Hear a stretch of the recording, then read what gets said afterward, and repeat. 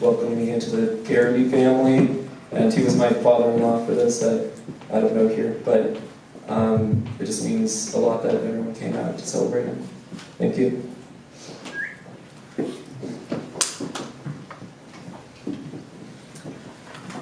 Good afternoon, everyone, and thank you all for being here.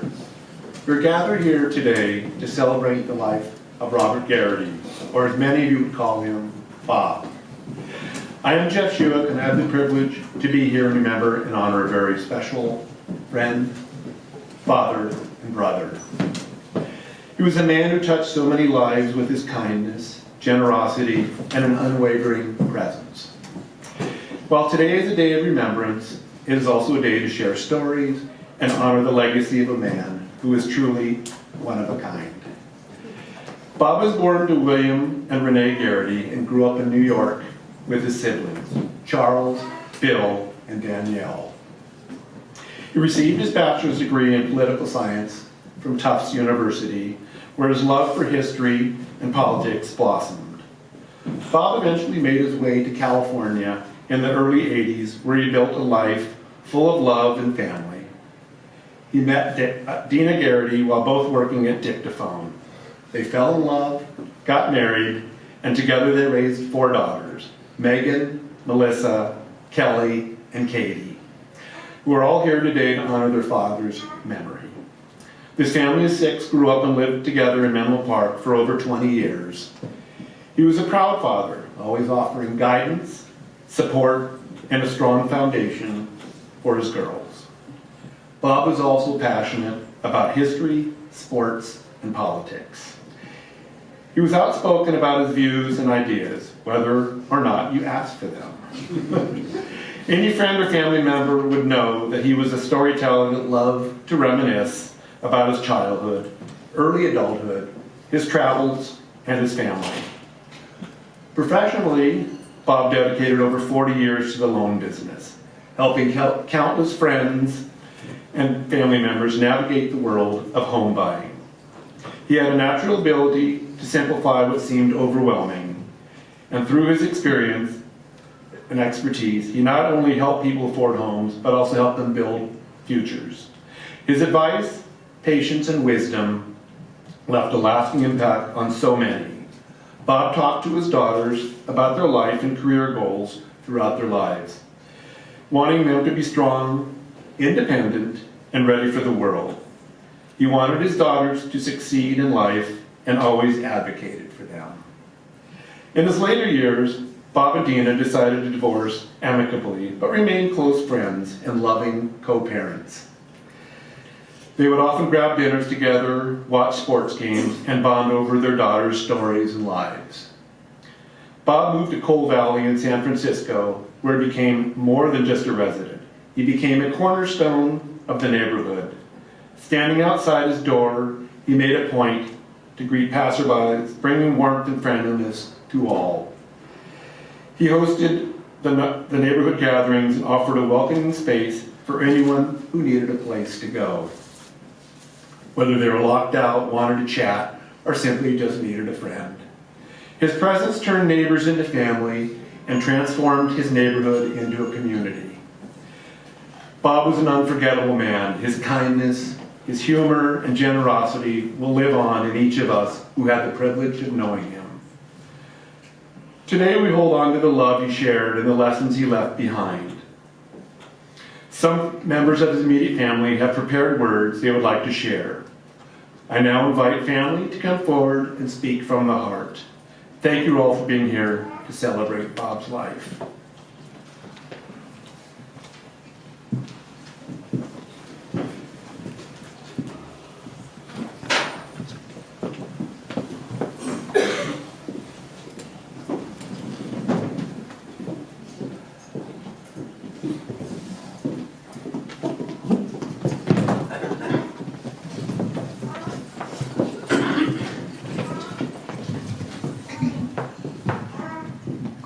Can you all hear me?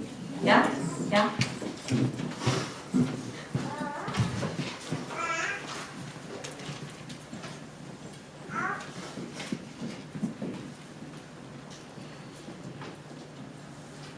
Sorry, one second. Well, first I want to thank you all for being here to honor and celebrate my dad's life with us. Your presence, all of you, means the world to me and my family. Though Bob, Dad, may not be with us in body, I truly believe he's here with us in spirit, sharing this beautiful moment with all of us. As we gather today, I want to share something deeply personal. These are some letters I've been writing to my dad since his passing. These letters have been my way of holding on to him, keeping him close, and reflecting the love, memories, and bond we shared. A bond I will carry with me forever.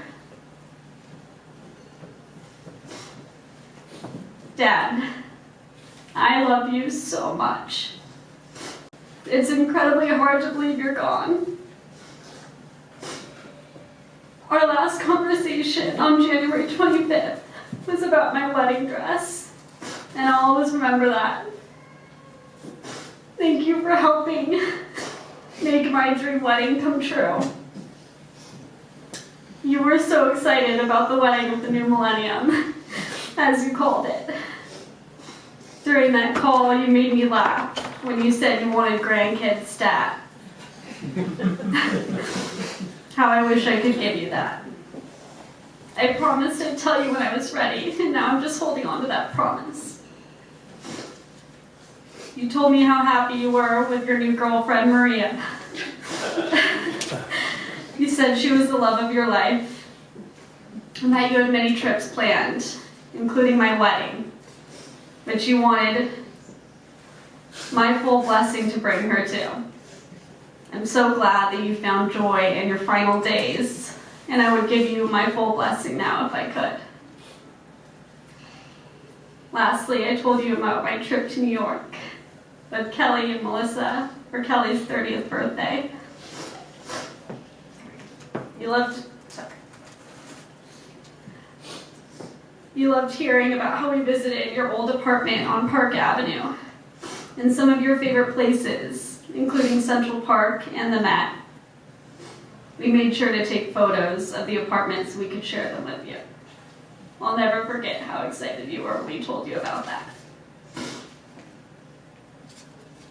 Since you passed, I've been clinging to the beautiful memories we made together. I remember making us both oatmeal and smoothies in the mornings before your work and my school during my senior year at Menlo Atherton. I insisted it was the most important meal of the day because you didn't usually eat breakfast. You drop off salads for me at lunch, which always made my day, and then we'd go to the gym together after school before repeating it all over again. We were in our health era, weren't we?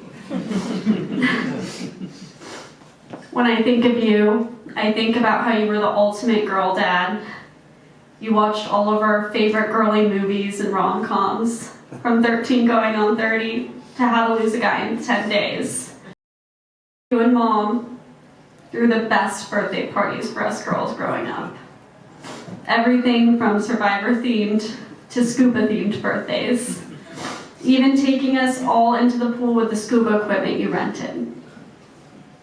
Every year for Mom's birthday, you took your 5 favorite ladies shopping in the city and patiently waited for us as we would try on clothes for hours. In 4th grade, you surprised me when I was at Outdoor Ed by painting my room bubblegum pink, making all my little girl dreams come true. And the Katy Perry concert, you took me, Mom, and Megan to. I was in middle school, I'll never forget it. You may have loved that concert more than any of us. Even buying us all pink Katy Perry t-shirts afterwards. I wish I still had mine. I'd wear it to bed every night. I now hold on to your Costa Rica and Hard Rock Rome shirts, wearing those to bed instead, so I have a little bit of you with me. You always knew how to make everything special, Dad. You were stubborn and tough, too. You insisted on always doing things without help. You would pack up all of our bags for every road trip we went on and take on questionably dangerous tasks around and outside the house. I remember when you cut your arm on a palm tree branch in the backyard while trying to cut it down, and then you drove yourself all the way to the ER to get stitches without telling any of us. You were one tough cookie.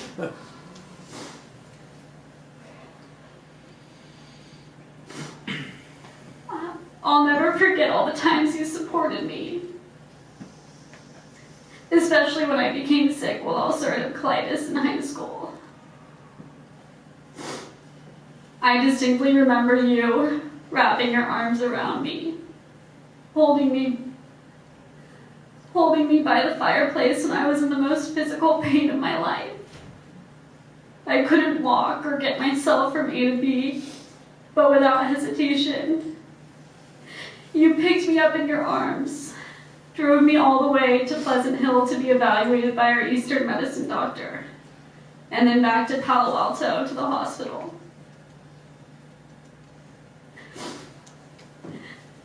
You stayed by my side all night at the hospital and lifted me out of bed when I couldn't go up myself just to go to the bathroom. I can't describe how much that comfort meant to me, and I only wish I could have given you the same comfort in your final days.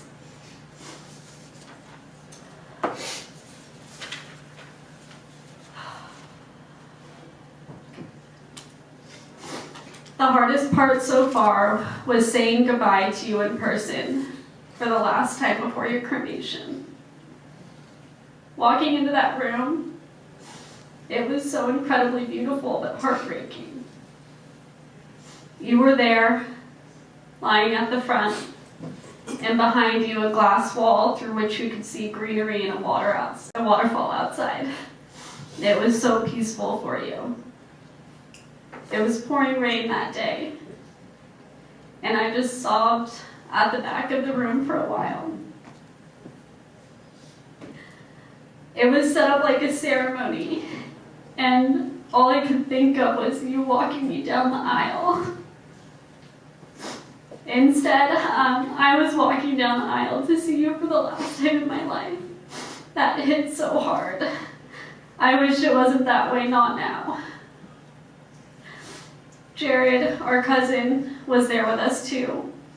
He held me in the back as I cried. Mom and your girls stood next to you at the front holding each other tight. I proceeded to walk down the aisle on my own, which brought me to thinking about how I'll be doing that in April. I feel so much sadness about that every day, but I'll carry you with me that day and all weekend, Dad. I promised you that, and I'll keep that promise.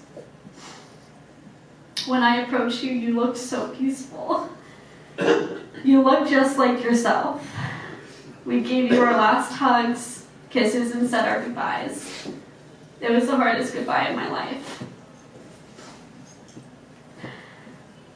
Since your passing, Dad, every step feels like you are with me. I feel your presence in the cherry blossoms on my walks, and in the beautiful sunsets that appear after rainy days. I feel your hand on mine at the end of my yoga classes as we sit in meditative silence. It's like you are sending me a sign, telling me you are still here. That's how we'll always remember you, connected in spirit, no matter where we are. I'm so grateful for the light you brought to my life and the lives of so many others. As a wise birdie once told me recently, you live in us, pass through us, continuing to live on in others, and so forth. Much as the ripples in a pond go on until they're no longer visible, but continue at a nano level.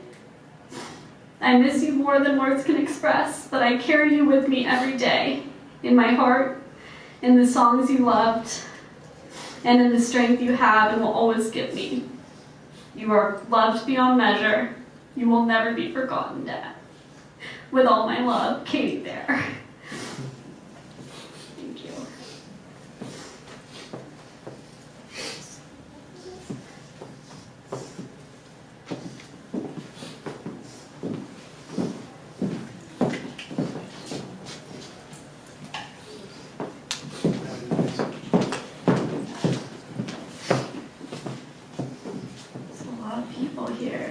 I'm Kelly. I'm the third in command. My dad was a natural entertainer. He was always the life of the party, outgoing, obnoxious, loud, and full of energy. My childhood is filled with memories of my parents hosting barbecues and poolside hangouts with family and friends. Spending weeks of the summer or winter at Donner Lake and filling our home with laughter. My dad had an infectious, booming laugh. He loved hearing a good joke as much as he loved cracking an offensive one. As I got older, I realized, as all children do, that our parents are just humans doing their best in this life. My dad worked incredibly hard to provide for his family.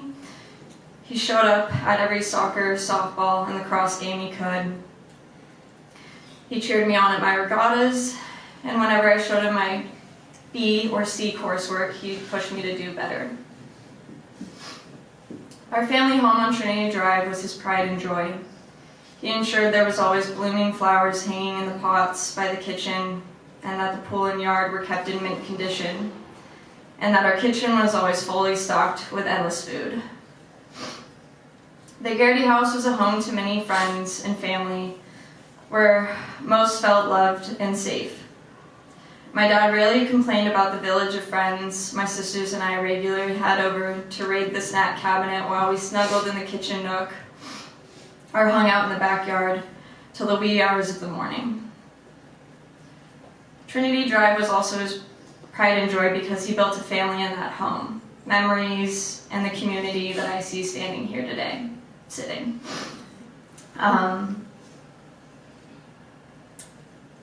Every morning he made sure to wake my sisters and I up, knocking on our doors several times to get us ready for school before he took Jake for a walk. He made sure our bellies were full while he defrosted and heated up the car for Mel and I before we drove off to high school.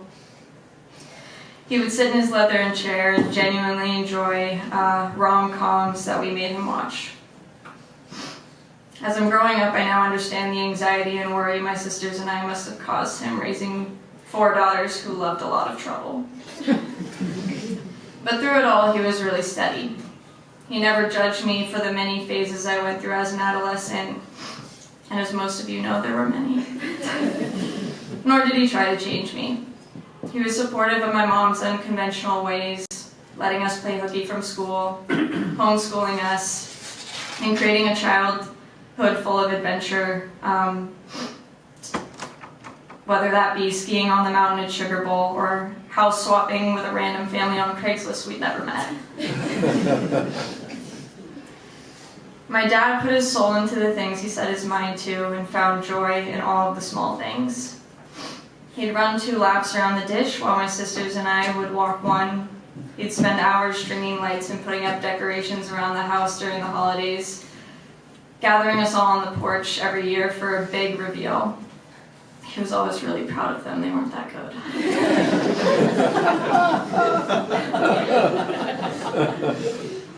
When I went to college at Chico, I quickly realized it wasn't the right fit for me. My mom told me I had to stick it out, but my dad, he got in his car, picked me up, packed all of my things up, and brought me home just 3 weeks after moving me in. He welcomed me back with open arms and told me we'd figure it out together. That year at home was a gift. Katie and I got to live under the same roof as him. He and I were 2 really lost souls keeping each other company in simple ways. We'd go on dish walks together, dinner dates, Giants games, and hang out in the backyard. He was my best friend, helping me figure out my next steps as I entered my adult life. One of the last things my dad told me when I saw him this past Christmas was how much he loved me and missed me, and wanted us to spend more time together. He also told me not to be so judgmental. Reflecting on this, I know my dad was thrown for a loop later in life, and things didn't necessarily unfold the way he had envisioned, and he struggled to navigate that. But even when he lost his way, he never lost sight of how much he loved his family. I love you so much, Dad, and I know how much of you lives within me. I'm grateful for the dark sense of humor and relentless attitude you instilled in me, the endless yearning for adventure, and your desire to continue to build community around us. I'm endlessly grateful for your unconditional love, no matter how many times I screwed up. I can't thank you and Mom enough for the home and life that you built for us to grow up in, providing us endless opportunities to explore and adventure while feeling loved, nurtured, and secure. I know without a doubt that my dad loved each one of us very deeply, my sisters, my mom, and me, and everyone here in this room. I'll always hold on to that. And Dad, I want you to know how much we all loved you. And I hope you're sitting in your leather chair with Jakey by your side, cracking jokes with your parents, Charles, Grandpa, and Brittany, watching us honor you and feeling proud of the many lives you've impacted here.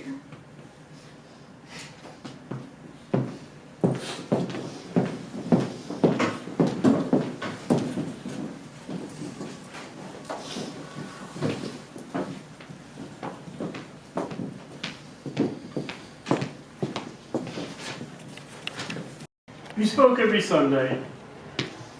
You were part of my family calling circle. When you answered the phone, of course. We had such fun talking about life, family, and the things you were going through. You shared the changes you were so excited to make. And Scott, of course, was pulling for you too. And like he said, you can't say we didn't have some laughs, that's for sure. I know you were struggling. You raised the red flag, an old single from our childhood playing trains. Our way of saying that one of us was on the wrong track and you needed to jump off before the crash. I know you were trying, but unfortunately, I am here at your memorial, delivering your eulogy. I would have much preferred to have seen you at Katie's wedding. The one who was sober, happy, and enjoying the celebration surrounded by family. Growing up together, we had so many good times. I remember one day when you asked Mom, "You've got your oldest son, me, and you got Charles, your baby, so who am I?" And Mom responded, "You're my favorite." The smile on your face was unforgettable.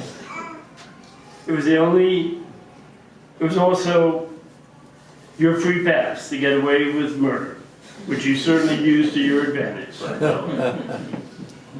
I remember when we were all still living in New York City, and you were selling dictating machines. You came to me one day asking for advice. You had been offered the manager position in the office in San Francisco after turning down Miami and Boston. I told you it's the three-strike rule in business. You don't take San Francisco and plan on being the #1 salesman in New York City for the rest of your life. That was all you needed to hear. You were gone in a flash and never looked back. So you have me to blame for that. You all have me to blame for that. Bob, no one misses you more than Dina, Megan, Melissa, Alex, Katie, Vince, Kelly, and of course your grandchildren, Eli and Ed. Everyone was so looking forward to seeing you at the wedding. But now, Mom will be happy to have her favorite son back with her, just as she did her baby Charles. See you all soon. Love you.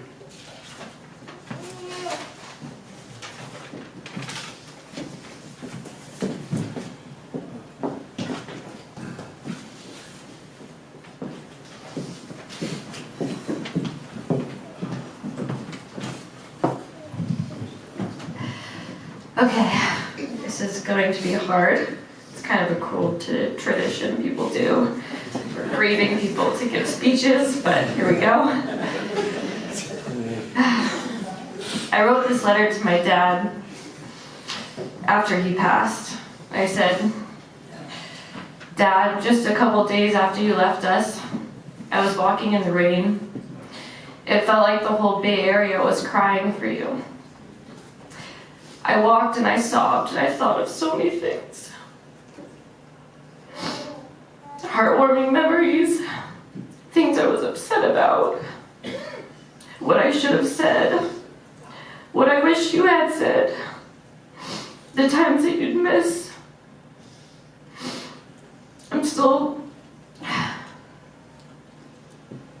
I still keep trying to find moments of peace among these intense feelings of sadness.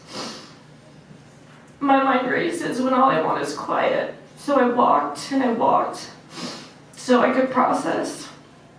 And that day, just for a second, it felt like you and Jake, our family dog, were walking next to me, not holding my hand or touching me, just knowing that walking next to me was enough. I stopped to catch my breath because it felt so real. The moment threw me back in time to all the Jake walks I took with you as a child into early adulthood. I hope Jake ran up to you in the afterlife and yelped and jumped on you, which is what Jake did when he was excited for us to come home. I hope you're reunited with your parents and your brother Charles. I hope you're giving Brittany and Nana a hug. I hope you're laughing and joking around with Grandpa Terry. And I hope whatever fear and pain you felt when you were experiencing health issues is gone. And I hope you know I miss you.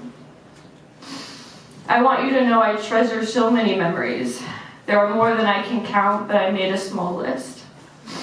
When I tried out for the school musical Annie, and you helped me practice by playing piano alongside my horrible singing voice, you lied and told me I was talented and I'd be on Broadway. And I'm still not on Broadway. When you and Mom rented out the scuba tank for my 2nd grade scuba-themed birthday party, you took turns taking each of my friends to an underwater tour of our backyard pool. And of course, each of us wanted to go a 2nd or 3rd time, which must have taken hours. When Mom and you took me and Megan to the Giants game when I was about 7 years old, you told me it was all about the food. And you got me whatever I wanted. A corn dog, French fries, cotton candy, sour candy, popcorn, literally everything. And I threw up outside the stadium. And you both laughed and said we shouldn't have told her it was all about the food. When you took our family to a fundraiser where there were a litter of puppies, I saw the puppy pen and immediately started playing with all of them. I would not get out of the pen even though it was time to leave many hours later. I said, "Wait, Dad, just come look at this one." We ended up picking up our new dog, Jake, a couple weeks later. Every morning before I'd go to school, you'd lay out my breakfast, a placemat, a bowl, a spoon, a bag of instant oatmeal. On cold mornings, you'd turn on the heat before we got out of bed, and even warmed up our car in the driveway before we rode to school. When you'd see me go on runs while I was training for high school track and asked to join me, you loved it and you called it the Melissa Run. Each time we'd run, you wanted to run together, you'd say, "Let's go on that Melissa Run today, huh?" When I was about to go to school on Valentine's Day in gray sweatpants, a green pullover, dirty tennis shoes, and no makeup, you stopped me and said, "Are you sure you want to wear that?" I responded offensively, "Yeah," and I got in my car.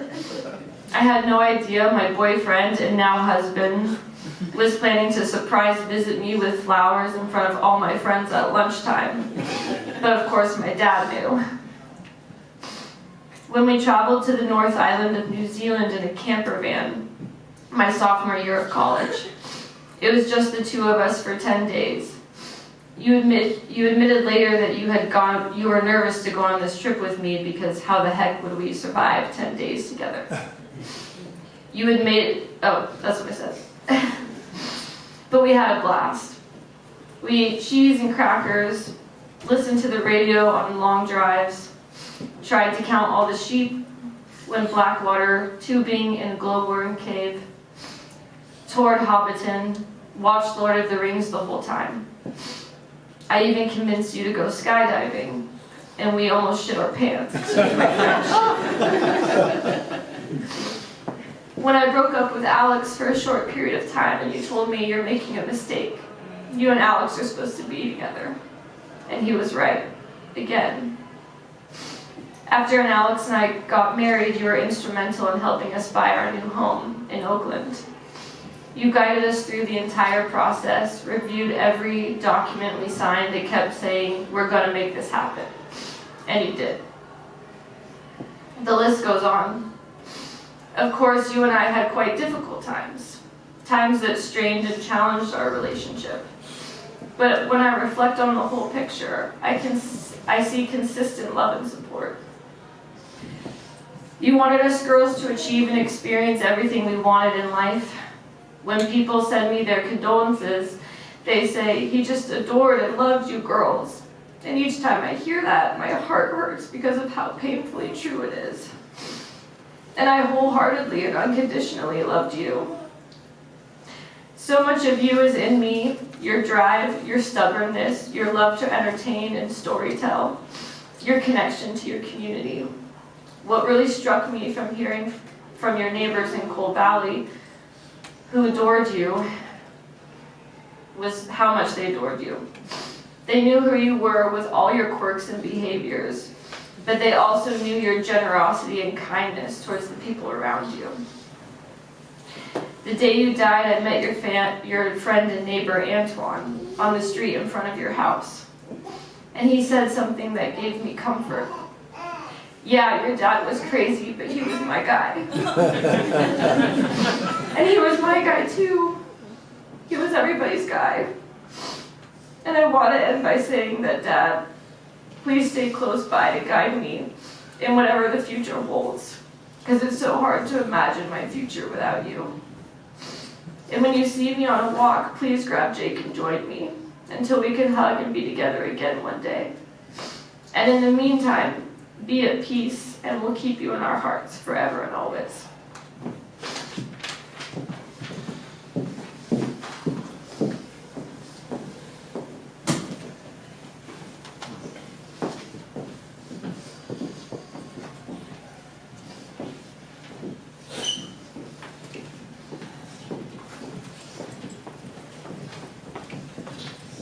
I'm short. Yeah.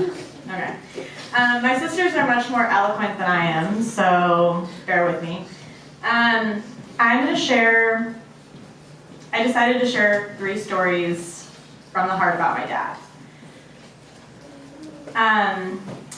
Some moments that capture the kind of father he was, the joy he brought into our lives, and the memories that will stay with me forever. I'm going to title this first story, Daddy-Daughter Donut Dates. When we were little, Melissa and I, back in preschool and kindergarten, Bob would take us to get donuts before school. He'd stop at Chuck's Donuts or a little shop nearby, and he'd let us pick whatever donut we wanted. But he's the one who taught me the true magic of an old-fashioned donut. Chocolate old-fashioned donut. He showed me the best way to eat it, break off all the crispy outer pieces first, eat those, and then enjoy the soft center. That man loved a good chocolate old-fashioned. And because of him, so do I, even though I can't eat them anymore. The second story I'd like to share, I've titled Tubing Wars. Almost every summer, we'd pack up and spend 6 weeks at our cabin on Donner Lake. Bob and Dina would let us bring friends up for a week at a time. Those generous parents of ours. I don't know where my mom went. Being the legend that he would, Bob would spend hours and probably 1 million gallons of gas pulling us around the lake on the boat. He helped us and our friends learn to water ski, wakeboard, kneeboard, but what he really lived for were the tube wars.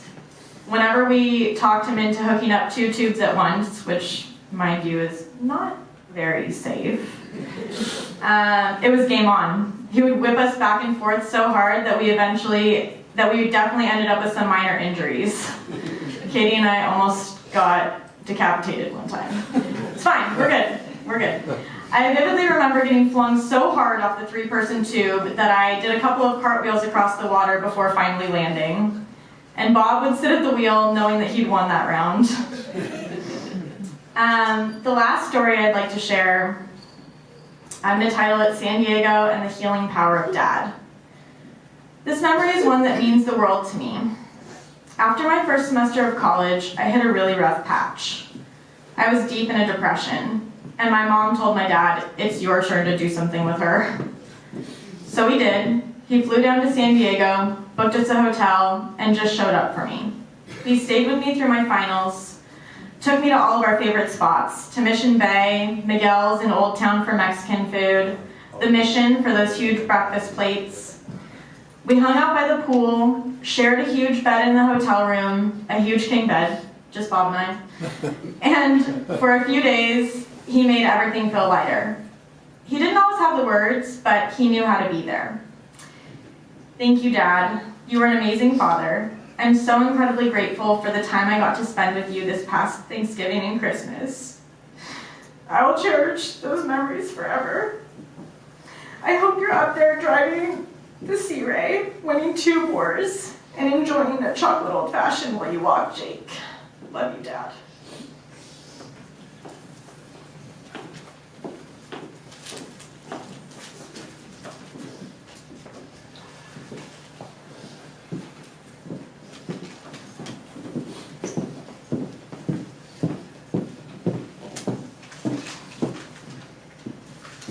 I want to reiterate how grateful I am that all of you came. We were laughing because we said, if I died, I don't think as many people would come. But I was really fortunate. In this last year, I got to spend quite a bit of time with Bob, and I really treasure, thank you. I really treasure those moments that we got to spend together, watching programs, meeting your friends, helping cook for you for your parties that you sponsored. It was just a joy. I couldn't believe Bob would go out in the street and greet everyone who walked by, whether he knew him or whether they didn't, and invite him to parties, and always welcoming. I'm sure that people thought he was really weird when they first met him. But he really became a standard. He knew everybody's name, he knew everybody's kid's name and their pet's name, and he was just really very much a community. And the neighborhood has made a park in his honor at the corner of Ashbury and, is it? Clayton. So if anyone does get the chance to go by, that's a park that's been made in Bob's honor. As you know, I met Bob when I worked for Pitney Bowes and Dictaphone, and Dad and I had a tremendous dating time until I told him after 4 years, either we get married or we're over. So he did take the challenge, and on December 31st of that year, right before the year was done, just before midnight, he did propose. So that was our history and our story. We did spend a lot of time when the girls were younger. We spent a lot of time in California, so we would always take our summers and we would take our holidays and spend them back east with Bob's parents, which was really a treasured time that we got to spend with them. We would go to their club. We would go out to what was called the Lobster Fest, his mom called it, and she would say, don't eat anything else except for the lobster and the prime rib. No other frills. You want to save all of your appetite. One time she ate 8 lobster tails. I assure you.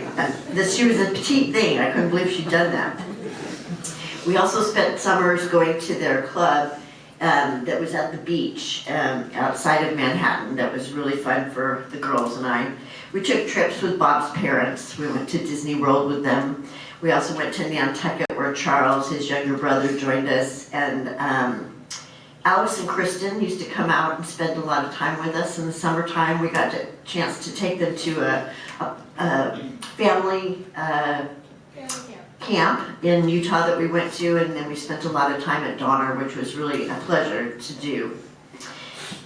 You wonder sometimes how you have 4 kids. Well, Dad and I had this routine. On Sundays, we would meet to plan the week. So we would go over every activity, who was going to cover what birthday presents were needed, and organized. And we did it on a Sunday ritual thing that we did, and we made our own goals and made time for ourselves so that we could also continue to grow together.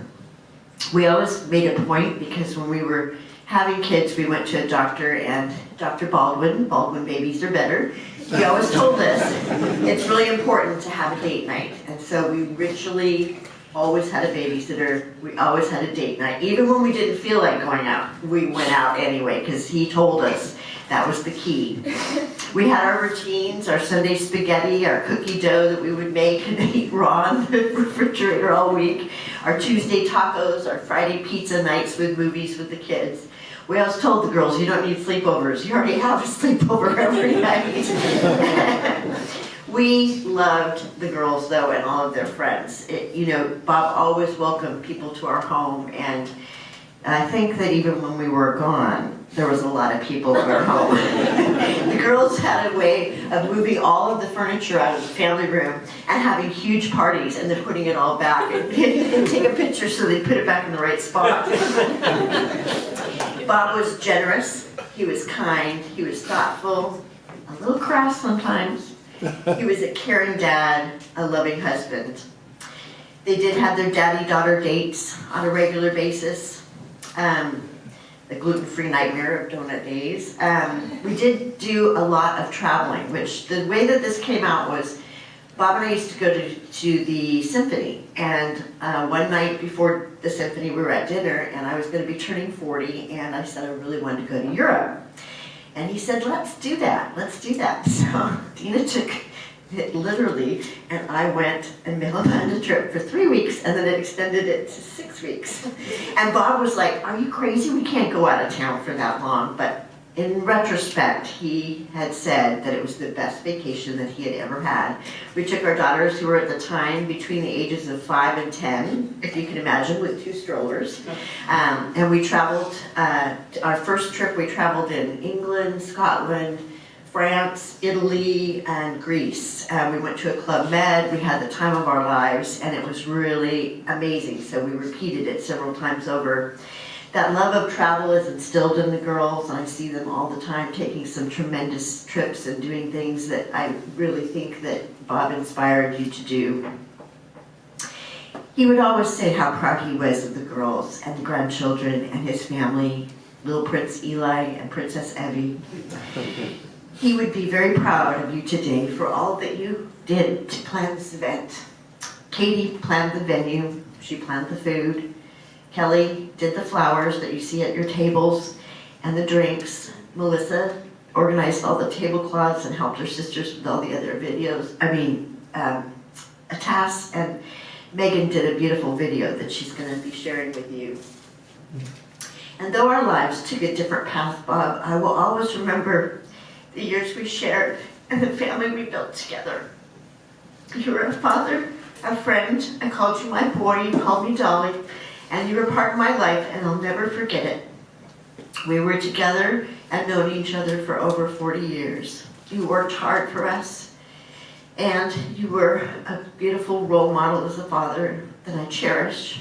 I appreciate all the things that you did for the girls, Katie at the hospital, Melissa at Davis, Megan at San Diego State, and Kelly at Chico.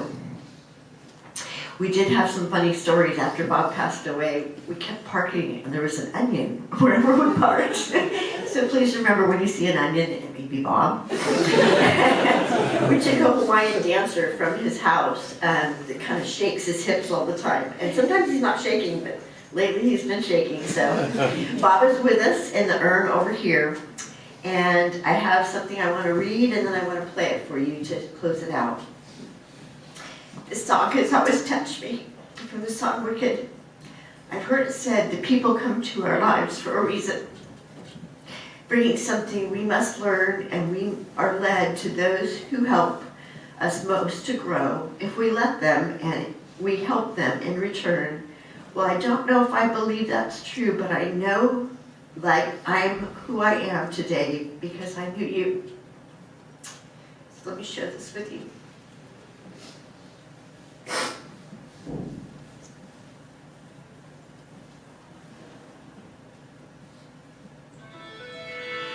I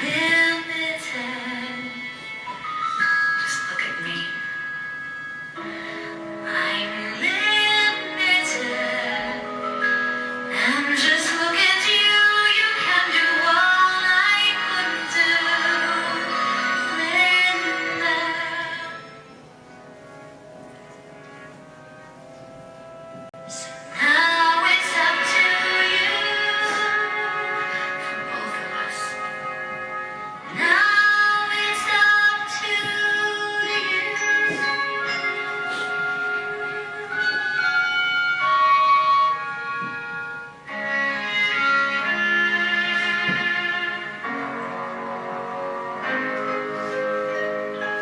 I've heard it said that people come into our lives for a reason, bringing something we must learn, and we are led to those who help us most to grow if we let them, and we help them in return. Well, I don't know if I believe that's true, but I know I'm who I am today because I knew you. Like a comet from orbit as it passes a sun, like a stream that meets a boulder halfway through the wood. Who can say if I've been changed for the better? Because I knew you. I have been changed for good.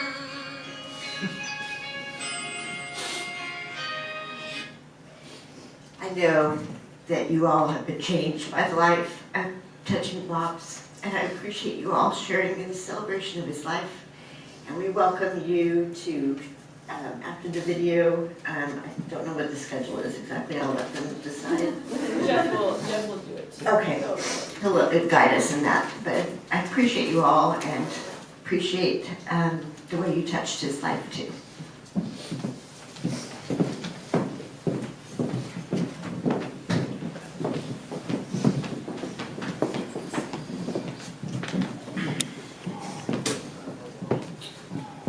Words and memories that honor Bob. We would like to take space and open up the floor to anyone who wishes to say something about Bob and memories together. I'll start with myself. I've known Bob and his family for over 20 years and have enjoyed many memorable times spent with him and his loved ones, including weekends at their cabin on Donner Lake, speeding around the lake on their jet skis and boat, attending Giants games together, and hosting numerous New Year's Eve parties where he was always the life of the party. You may come up to the mic whenever you're ready. Anybody have some words? Please come on.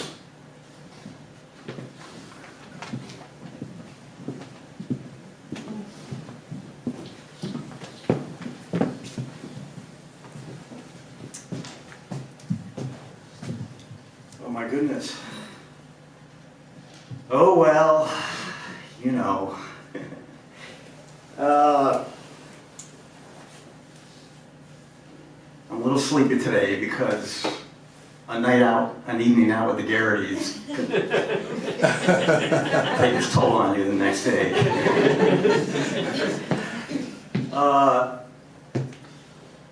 My relationship with Bob is more recent. My name's Larry Fingerhut, and I was Bob's neighbor across the street. And I pretty much saw him almost every day for the last couple of years. And as mentioned before, yeah, Bob became the neighborhood ambassador, and Dina, you mentioned it. He was out there every morning, every person that walked by, man, woman, child, dog, he said hello to. And, but my relationship with him is Bob's apartment became the clubhouse. And so there was a few of us in the neighborhood, myself, Antoine, Keith, we'd gather at Bob's house watching basketball games or football games. And we let Dina in too. She got to have a girl in the clubhouse. So, and she was there the last year. I saw almost every day. And I was going to work. He would always say something, crack a joke or say something funny. He cheered up my day going to work. I love his stories. I love his stories about growing up in New York. Working for his parents, making deliveries for his parents, or going out and collecting money for his parents. Parties at the New York Athletic Club, rubbing elbows with high society people. I thought that was super cool. I mean, things you see in the movies, you know, and so, yeah, his stories about growing up in New York were great.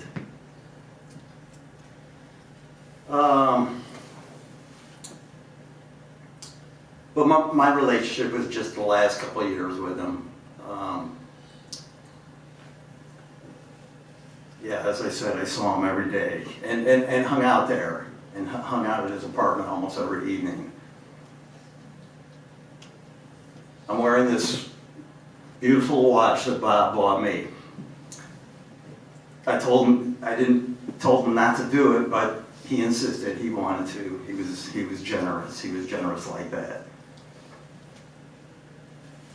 I guess he took a liking to me. He kept telling me, if you're a woman, I'd have sex with you. not in those exact words either, but I also put on a brand new pair of underwear in his honor, but I won't show you those. I looked at him in my drawer and I said, yeah, why not?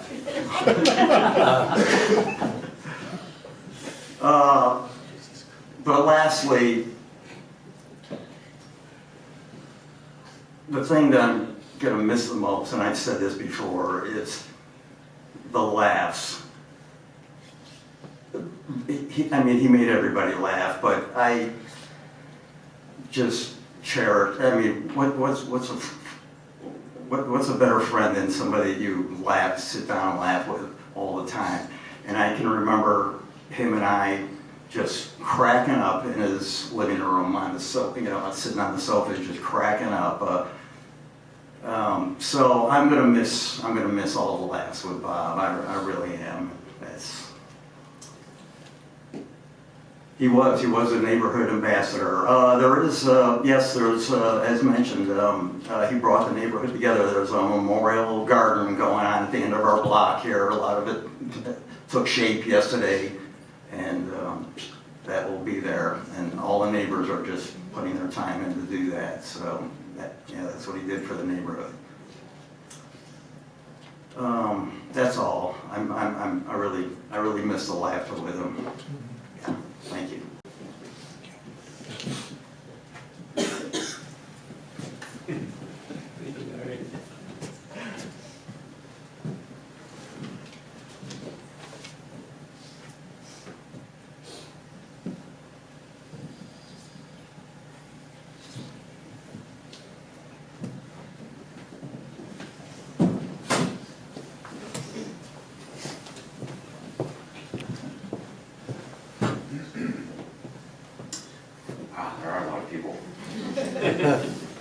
I don't want to take too much time, but I just wanted to get up and say that I'm really grateful for Bob. And when I was young, I really looked up to Dina and Bob.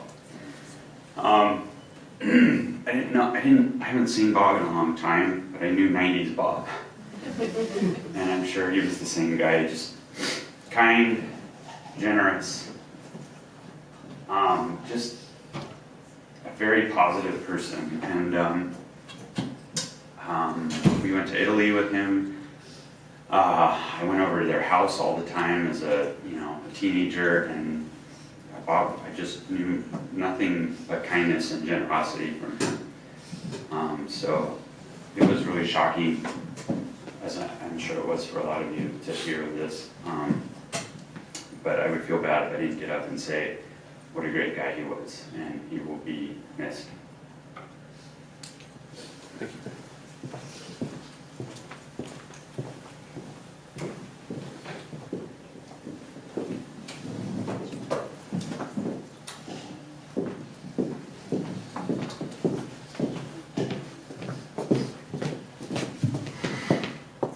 Excuse me for a second. Everything, and I had always looked up to the environment that Bob and Dina built and raised for the 4 girls. I looked forward to every time I was going to be over there. They made it very easy, and Bob especially made it very easy to be present and be yourself and just be with everyone. He was so welcoming. Just, no matter what everyone's talked about here, he's the life of the party. He's the gathering, he's the cornerstone of the neighborhood. That's the uncle I looked up to. Just always in a joyful mood, inviting, welcoming, made everyone, and I mean, when I say everyone, I mean everyone in his presence felt welcomed and happy to be there. And that's something that I always noticed and saw and looked up to. And having a different childhood than what the girls grew up in, I always admired what he built. And the last thing I'll share is I now have 2 girls that I'm raising. And I just want to thank him for being an example of being a real girl dad. And that's in embracing putting on makeup, doing father-daughter dance, attending any athletics, never judging any of their decisions, guiding them with that soft hand, snoring on the couch while they watch the same girl rom-coms. He was so welcoming. I will always treasure all those times, and I can't thank him enough for all the time spent with that family and the example he made for me.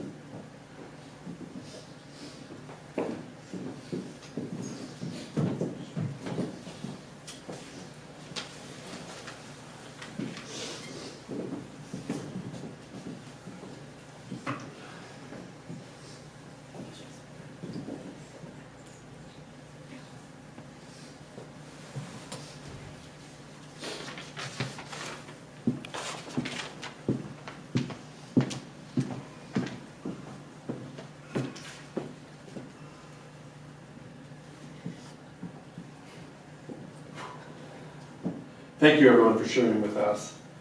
Though Bob has passed, he will stay with us in our hearts. The lives he touched will not be forgotten, and his memory will live on. Before we end the ceremony, everyone is welcome to hang out and mingle while enjoying snacks and refreshments. We would like to invite anyone interested to move on over to Bob's favorite pub, Mad Dog in the Bog. The upper area will be roped off for anyone that would like to join. The band will close with some songs that Bob loved. May he rest in peace, hearing and enjoying the music.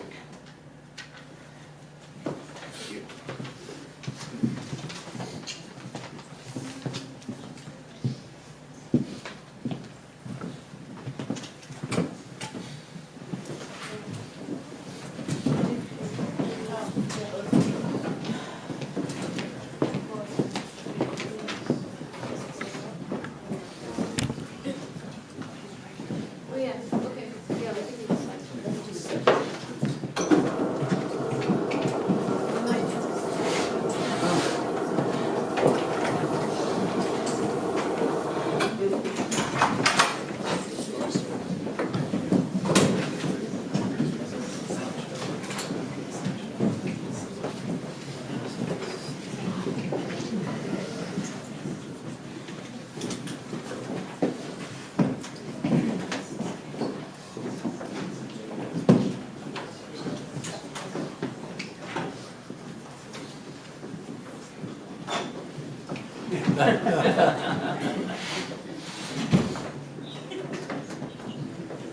A girl dad to the core.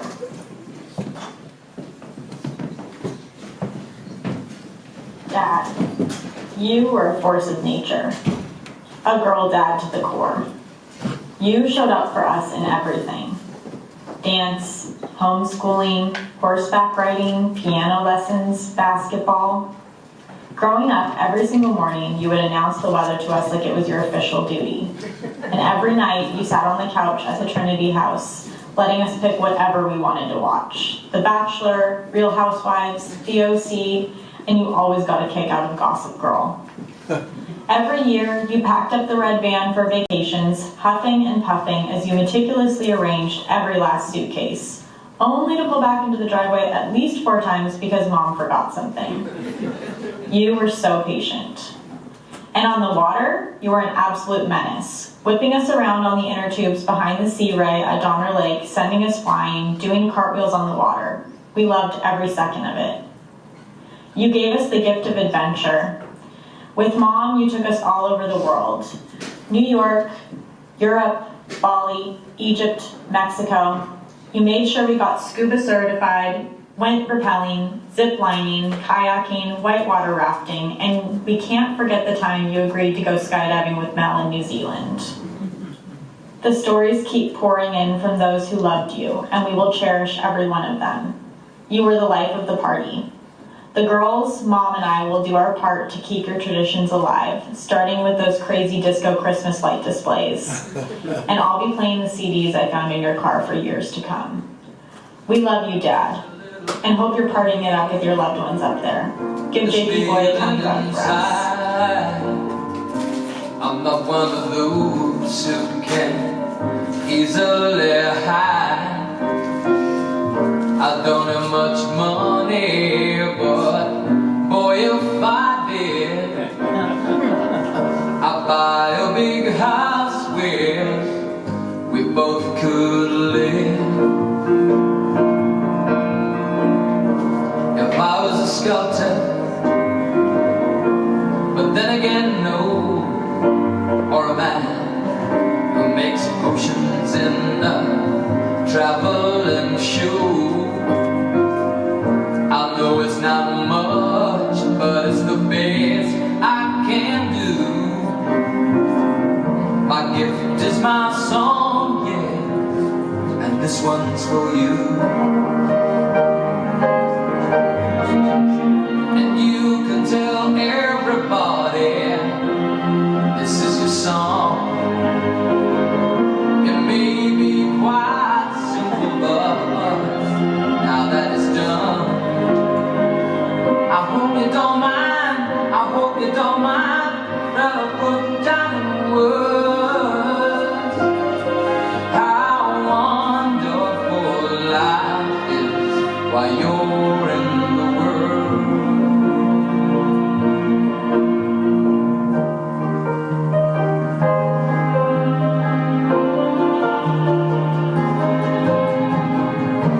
I sat on the roof and kicked off the moss for the few of the verses. Well, they've got me quite cross, but the sun's been quite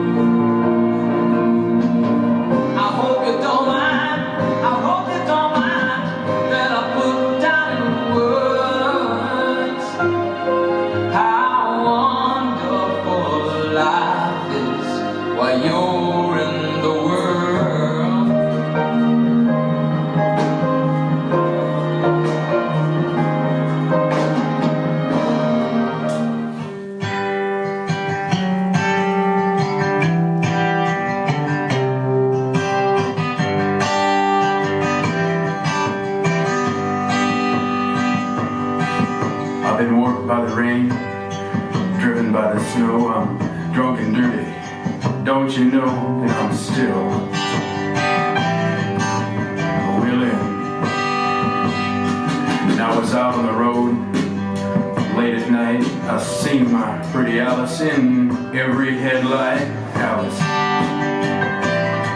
Dallas, Alice. And I've been from Tucson to Tucumcari, to Hatchapi to Tonopah, driven every kind of rig that's ever been made, driven the back road so I wouldn't get weighed. And if you give me weed, white sand wine, and you show me a sign, I'll be willing to be moving.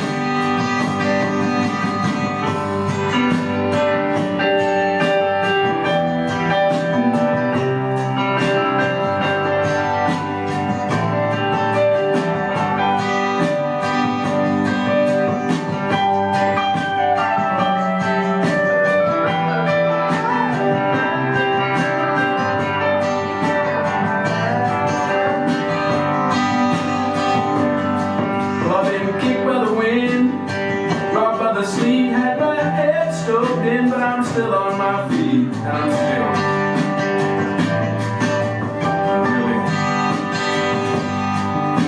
Smuggles and smokes and folks from Mexico, baked by the sun every time I go to Mexico.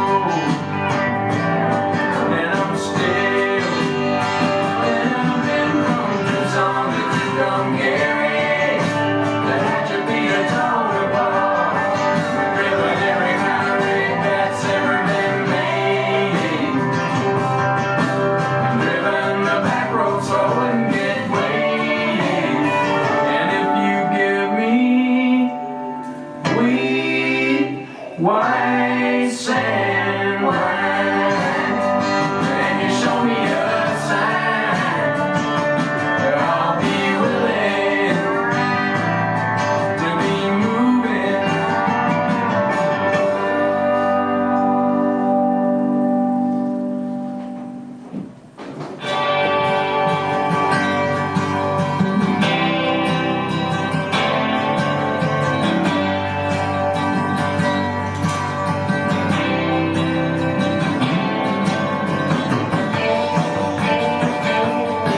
Well, I'm running down the road trying to loosen my load. I've got 7 women on my mind. 4 that wanna own me, 2 that wanna stone me, 1 says she's a friend of mine. Take it easy, take it easy. Don't let the sound of your own wheels drive you crazy. Lighten up while you still can. Don't even try to understand. Just find a place to make your stand. Take it easy. Well, I'm standing on a corner in Winslow, Arizona. It's such a fine sight to see. It's a girl, my lord, in a flatbed Ford, slowing down to take a look at me. Come on, baby, don't say maybe. I gotta know if your sweet love is gonna save me. We may lose and we may win, but we will never be here again. So open up, I'm climbing in. So take it easy.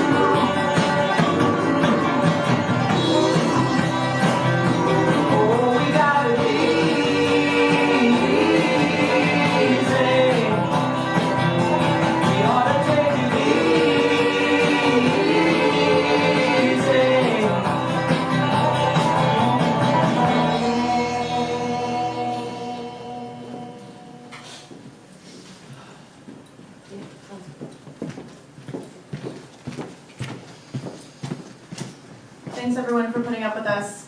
You can go get some food, and the band's gonna play. We've got beverages, food.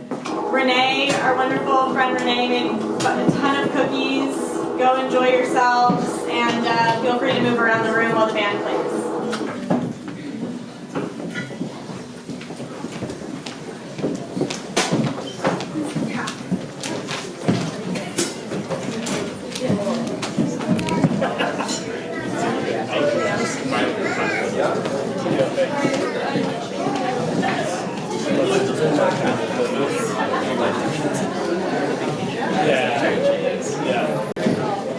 That's it. So, great photos.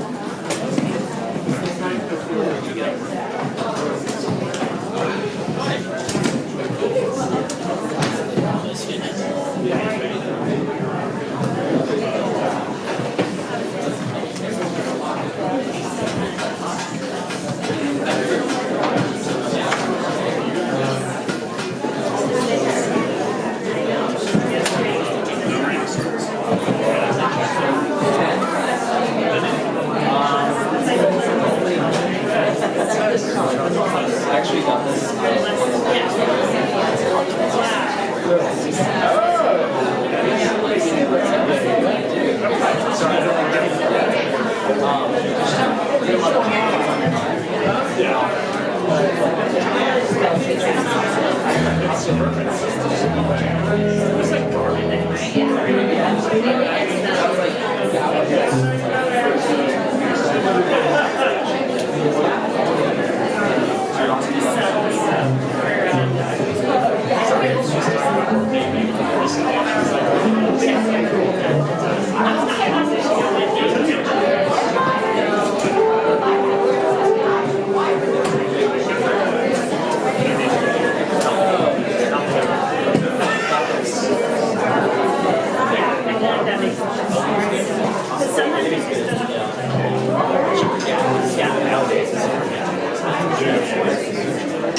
Yeah.